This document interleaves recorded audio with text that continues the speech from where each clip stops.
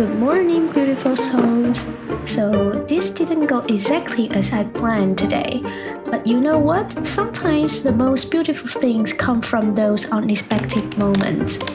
I'm Hong, and today I want to share something really honest with you about wet felting flower.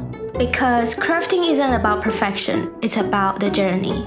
So, grab your tea, settle in, and let's embrace the beautiful imperfection together.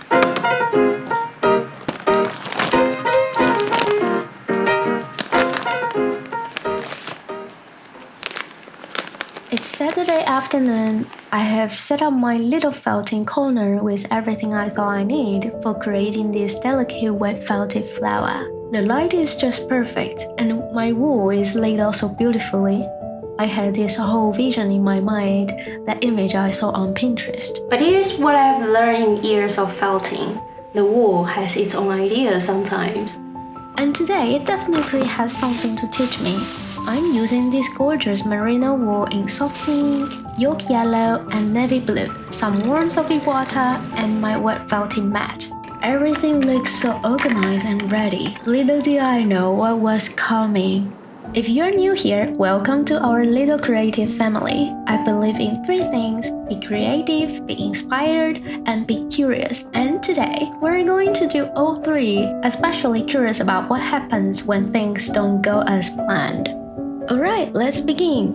For wet felting flower, we start by laying out our wool in thin, even layers. The key is to keep it light and even. Think of it like making millefeuille. I am placing the pink wool first, creating the base of our flower stem. See how I keep my movement gentle and deliberate. The wool responds to our energy, so I always try to work with calm and loving hands. Now I am placing yolk yellow wool, creating a leaf and giving it a little bit of needle felting. In this process, we must be super gentle.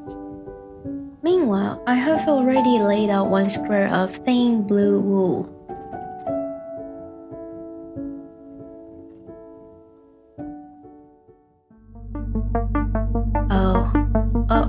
Oh no. Oh no, this is not right. I shouldn't have laid out this square first. The correct procedure should be to place the recess first, then lay out the wool in its shape. This is definitely not what I planned. Even though I have years of experience, I still make mistakes sometimes, and I'm shocked in these moments. But anyway, it can be easily fixed in this case. I'm adding some extra wool along the edges, and let's continue.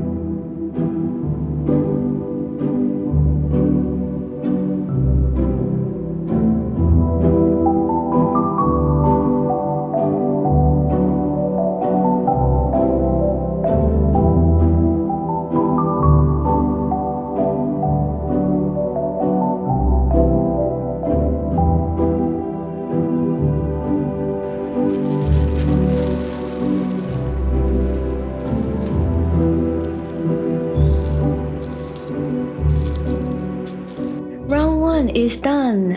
Before we start the felting process, let's fully felt the stem and leaf. Here is a tip.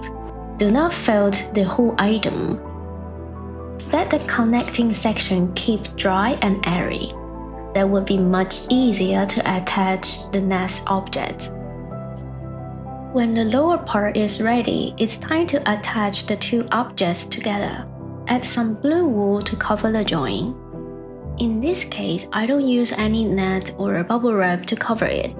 Instead, I use my bare finger to give it a gentle friction. However, if you are a newbie, it would be easier for you to use bubble wrap. It won't be that scary when the fibers are moving away.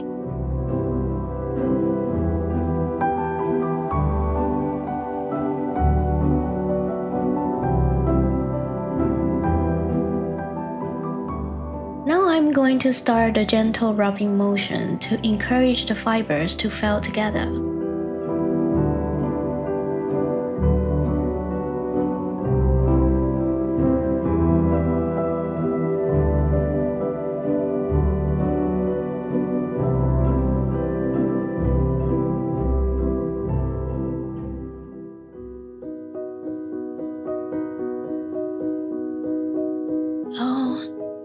No, the shape is completely different from what I intended. The flower body is round now. Where is the aim shape going? Oh no! This is not the cute flower I had in mind at all.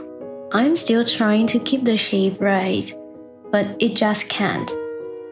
I also know it's going to take a lot of time to work on it. And you know what? I will give up the shape, but there is something I'm noticing. That's a good sign showing I'm in a flow, and this is a very good symbol telling us we are enjoying the moment.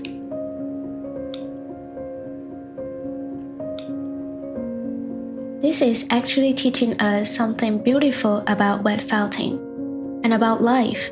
Really, when we let go of our rigid expectations and work with what's actually happening, we often discover something we never would have found otherwise. Look at how these petal shapes are now. I like it more than the initial plan. It's creating this beautiful vivid effect that I never could have planned.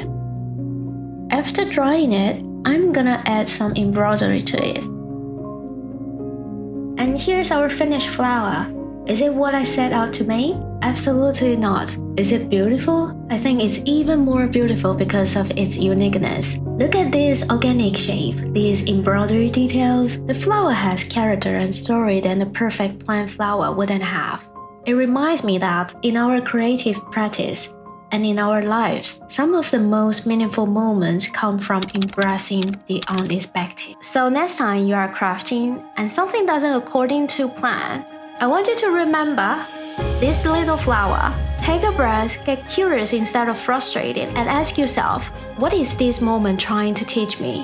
What beauty might emerge if I just keep going and find a way to make it work?